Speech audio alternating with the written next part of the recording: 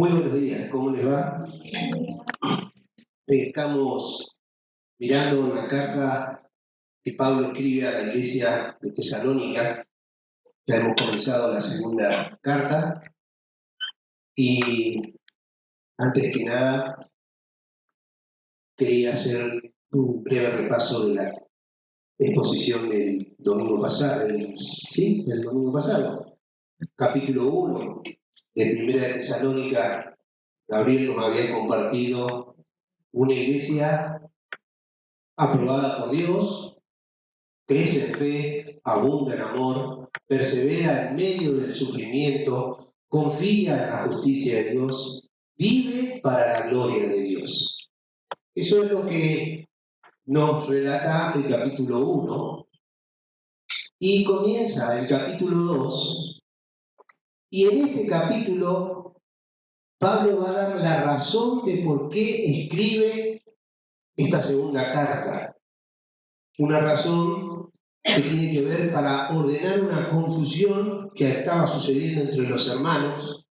Ellos sufrían mucho, estaban desanimados, estaban intranquilos, estaban perturbados, una herejía había entrado en la iglesia y ni siquiera Pablo, ni siquiera él, sabía cómo había sucedido esto, porque él escribe en esa carta por algún espíritu divisionista o algún maestro engañador, enseñando cosas falsas, o alguna carta que Pablo escribió, que en realidad no la escribió y la tomaron como que él les mandó. Él no sabe. Ellos pensaban en realidad que el día del Señor ya había sucedido, que el arrebatamiento ya había sucedido y que estaban en el día del Señor. Y entonces, frente a toda esta confusión, Pablo les escribe para enseñarles que las cosas no eran así, como ellos estaban pensando, iba a aclarar cada una de esa situación y se iba a referir al día del Señor. Leemos capítulo 2, versículo 1 al 12. Pero con respecto a la venida de nuestro Señor Jesucristo y nuestra reunión con Él, os rogamos, hermanos, que no os dejéis mover fácilmente de vuestro modo de pensar, ni os conturbéis, ni por espíritu, ni por palabra, ni por carta, como si fuera nuestra, en el sentido de que el día del Señor está cerca. Nadie os engañe en ninguna manera, porque no vendrá sin que antes venga la apostasía y se manifieste el hombre del pecado, el hijo de perdición, el cual se opone y se levanta contra todo lo que se llama Dios, y es objeto de culto, tanto que se sienta en el templo de Dios como Dios, haciéndose pasar por Dios. ¿No os acordáis que cuando yo estaba todavía con vosotros decía esto? Y ahora vosotros sabéis lo que lo detiene, a fin de que a su debido tiempo se manifieste. Porque ya está en acción el misterio de la iniquidad, solo que hay quien al presente lo detiene, hasta que él a su vez se ha quitado del medio. Y entonces se manifestará aquel inicuo, a quien el Señor matará con el espíritu de su boca, y destruirá con el resplandor de su venida. Inicuo cuyo advenimiento es por obra de Satanás, con gran poder y señales y prodigios mentirosos, y con todo engaño de iniquidad, para que los que se pierden, por cuanto no recibieron el amor de la verdad para ser salvos. Por esto Dios les envía un poder engañoso para que crean la mentira, a fin de que sean condenados todos los que no creyeron a la verdad, sino que se complacieron en la injusticia. Aquí tenemos el relato bíblico que nos va narrando sobre lo que Pablo va a desarrollar, el hombre de pecado. Así le puse como título. El versículo 1 allí aparece para enlazar lo que termina del capítulo 1, pero, esa palabrita pero, va a indicar y quiere decir acerca de. Aquí comienza Pablo a hablar sobre la segunda venida de Jesús, o también conocida como el día del Señor. En el segundo versículo, allí al final dice de que el día del Señor está cerca. Esto no es un día de 24 horas, sino que es un periodo de tiempo en donde el justo y santo juicio de Dios se desatará sobre la tierra.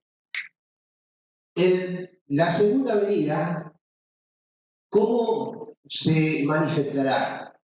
Dice aquí en el versículo 1, con respecto a la segunda venida de nuestro Señor Jesucristo y nuestra reunión con Él.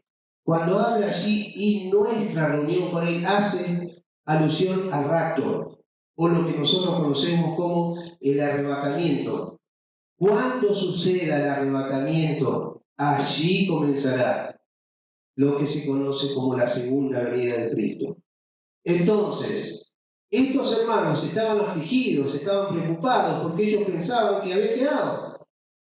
Entonces Pablo tiene que llamar al orden y tratar de aclarar toda esta confusión que habían sembrado en las mentes y en los corazones de estos hermanos.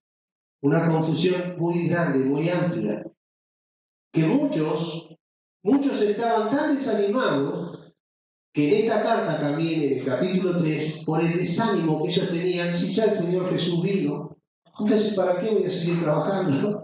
Me quedo en mi casa tranquilo. ¿Para qué me voy a preocupar por atender el negocio? Ya vino el Señor. ¿Qué sentido tiene que siga una vida fiel al Señor? Y en el capítulo 3, versículo 10 dice, porque también cuando estábamos con vosotros os ordenábamos esto, si alguno no quiere trabajar, tampoco coma.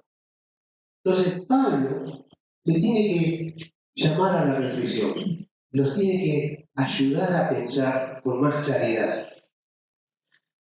Nuestra reunión con Él, este es el acontecimiento que les decía recién, la reunión con Él es el arrebatamiento. Os rogamos, hermanos, dice también, termina el versículo 1, os rogamos, hermanos, es un pedido, un llamado de atención hacia lo que va a venir. Dice el versículo 2, no os dejéis mover fácilmente de vuestro modo de pensar. Piensen, nuevamente, siempre que leo estas cosas, me viene a la mente, y perdonen que seamos tan insistentes nosotros desde aquí, del púlpito, pero es necesario.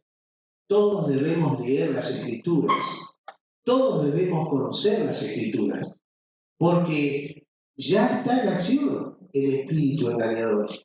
No es que va a venir, ya está en acción, ya lo vamos a ir viendo.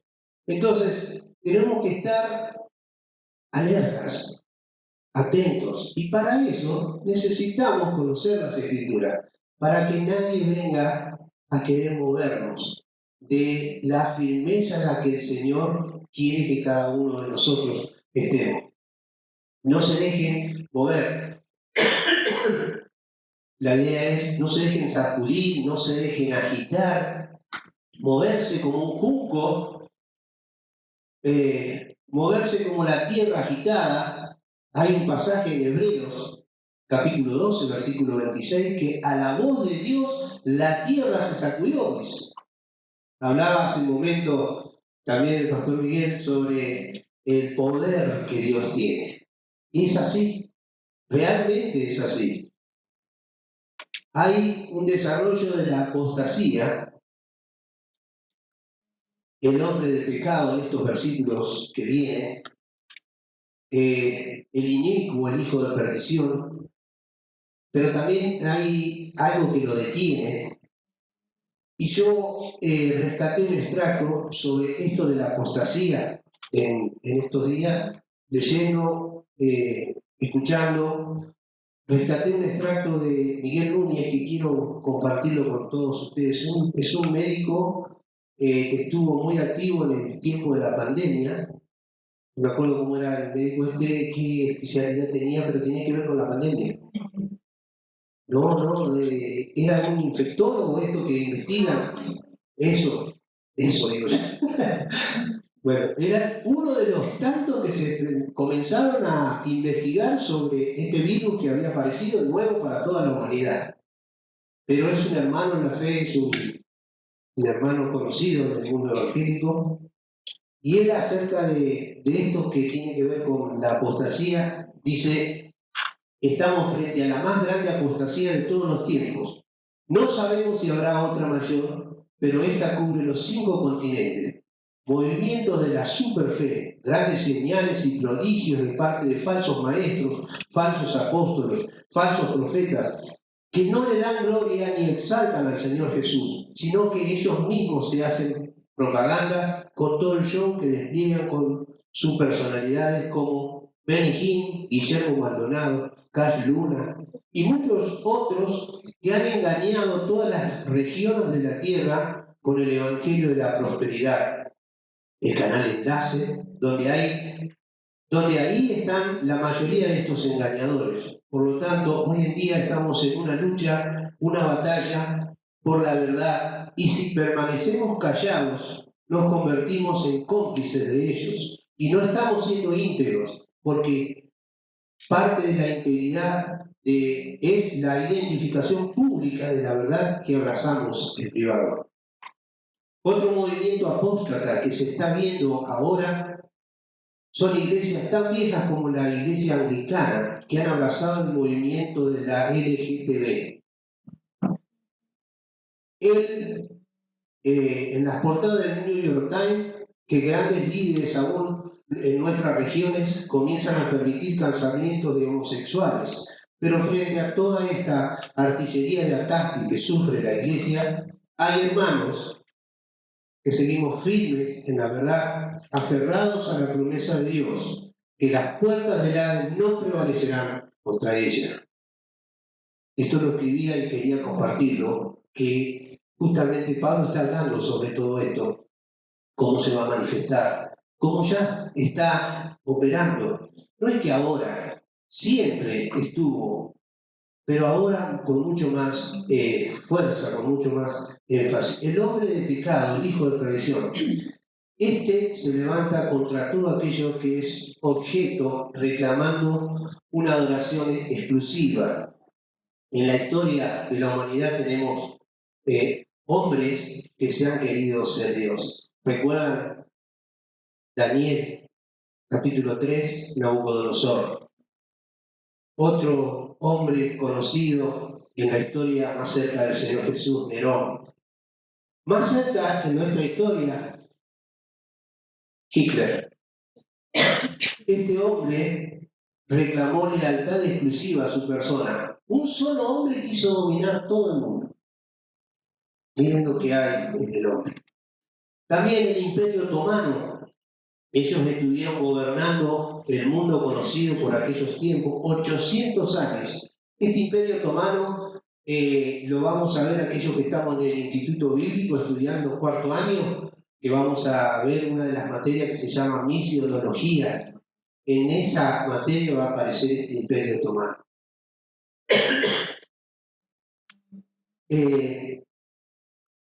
Dicho sea de paso, sería bueno que también puedan estudiar en el instituto, porque ahí tienen mucho más facilidad, es accesible para todos. Hay que pagar una cuota que no es tan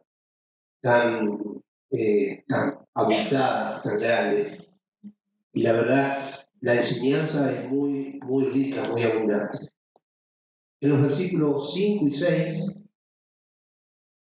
Pablo les recuerda que cuando estaban con ellos les decía todas estas cosas.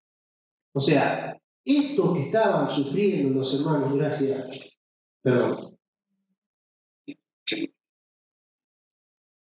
esto que estaban sufriendo los hermanos de tanta confusión que ellos tenían, les recuerda a Pablo. Yo cuando estuve con ustedes les hablaba de todo lo que iba a suceder, de lo que se iba a venir. O sea que Pablo ya se había anticipado, pero aún los hermanos se habían olvidado. Por lo general, por eso es importante que nosotros estemos agilizados en nuestra mente con la lectura, porque de pronto lo que vos leíste en Mateo, en Marcos, en Juan, en Lucas, la historia del Señor Jesucristo, la leíste el mes pasado y quizás este mes ya se te olvidó alguna de esas cosas. Pero la repetición de la lectura se te va a ir grabando. Y eso que se te graba nadie te lo va a poder sacar. Y de eso se trata nuestra fe y nuestra conducta de creyente, que nosotros podamos estar seguros en quién creemos y a quién hemos creído. Eso es lo que Pablo le estaba diciendo. Estas cosas yo se las había anticipado. En el versículo 6, ahora vosotros sabéis lo que lo detiene, dice. Y allí se va a referir el que impide esa manifestación. No es para el imperio de la iniquidad no se trata de un poder, sino de una persona. Y se va a referir a la persona del Espíritu Santo. El Espíritu Santo detiene la acción diabólica. Él a su vez, hasta que Él se ha quitado, dice Pablo allí en el versículo 6. Pero, ¿cómo es que se manifiesta el Espíritu Santo en este momento en la tierra e impide que el ministerio de iniquidad se desarrolle en toda su plenitud? Bien, algunas de las manifestaciones del Espíritu Santo entre nosotros. El ministerio que Él actualmente desarrolla en esta tierra. En primer lugar, el Espíritu Santo nos bautiza. Todos hemos sido bautizados, dice 1 Corintios capítulo 12, versículo 13. Hemos sido bautizados en un cuerpo por un mismo Espíritu. Todos formamos el cuerpo de Cristo. Hemos sido bautizados por el Espíritu Santo. También el Espíritu Santo vino a morar en cada uno de nosotros. 1 Corintios capítulo 6, versículos 19 y 20. Nuestro cuerpo es templo del Espíritu Santo. Hemos sido comprados por precio, dice. Por lo tanto, debemos glorificar a Dios con nuestro cuerpo. Pero también hemos sido sellados con el Espíritu Santo. Efesios 1:13, hemos sido sellados. Y también en Efesios capítulo 4, versículo 30, dice que no debemos contristar al Espíritu Santo, del cual hemos sido sellados. También el Espíritu Santo nos quiere llenar. La plenitud del Espíritu Santo, capítulo 5, versículo 18 de Efesios, dice: sed llenos del Espíritu Santo.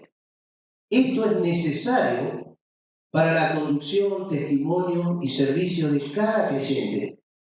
Cuando la iglesia sea arrebatada, estas manifestaciones que ahora se llevan adelante del Espíritu Santo cesarán.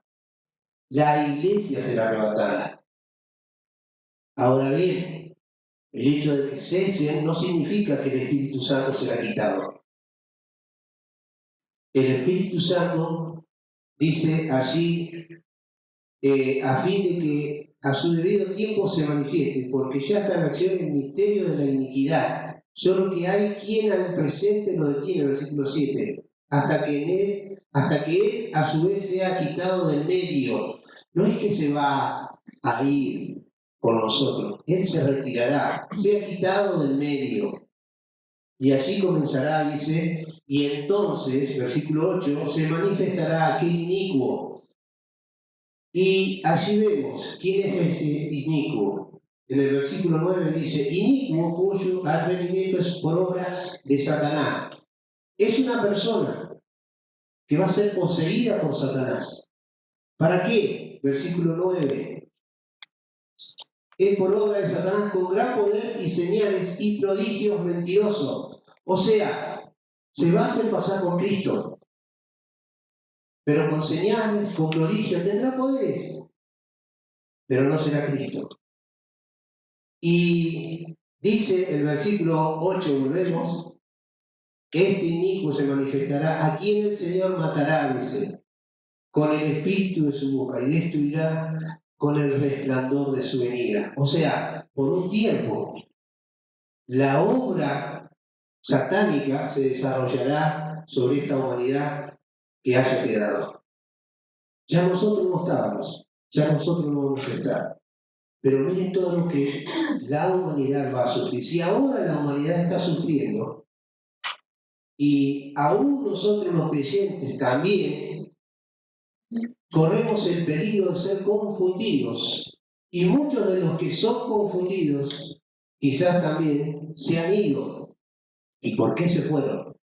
Quizás porque no eran de nosotros. Yo no digo que los que se fueron no eran de nosotros, porque Dios conoce los corazones de cada uno de nosotros y los pensamientos. Pero saben, también dicen las Escrituras, se fueron de nosotros porque no eran de nosotros. También lo dicen las Escrituras. Ahora, yo un día me fui de mi iglesia y el Señor me salvó. O sea, no es que me salvó en otra iglesia, ya me había salvado antes. ¿Sí? Lo que quiero dejar en claro es que cuando vos tenés convicciones claras de la palabra de Dios, vas a hacer lo posible por estar donde el Señor te ha llamado, porque te ha llamado con un propósito, con un plan que quiere llevar adelante. Y entonces es allí donde Dios comenzará a hacer la obra en cada uno de nosotros. Dice entonces que el Espíritu Santo será quien va a ser quitado, decía, el inicuo desarrollará toda su poder en aquel tiempo, en el versículo 8, versículo 9. Llegamos entonces al versículo 10 al 12, la situación de los incrédulos es de rebeldía.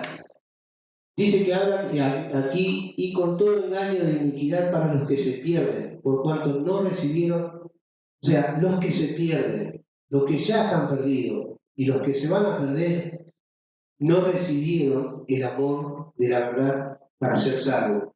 No es que no le alcanzó, nadie le habló del Evangelio. También dice las Escrituras que todos oirán del amor de la verdad, pero ellos mismos la van a rechazar. Por esto Dios les envía un poder engañoso para que crean la mentira.